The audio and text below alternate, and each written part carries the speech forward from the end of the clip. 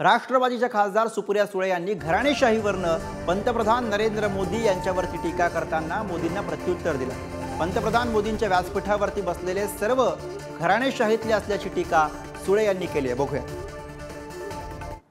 लोकतंत्र में युवाओं की भागीदारी जितनी अधिक होगी, राष्ट्र का भविष्य उतना ही बेहतर होगा। इस भागीदारी के कई तरीके हैं।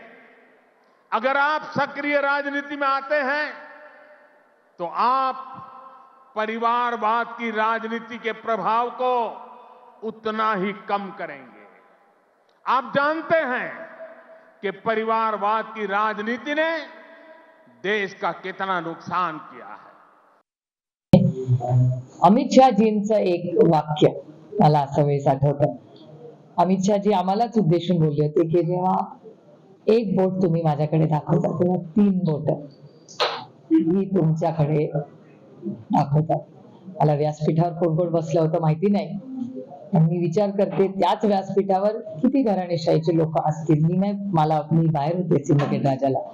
तुम्हीच मला मार्गदर्शन करा की त्या व्यासपीठावर किती घराणेशाहीचे लोक। मी फोटो काढून बघा, नाशिकला होता ना कार्यक्रम, 3-4 तर असतीलच ना।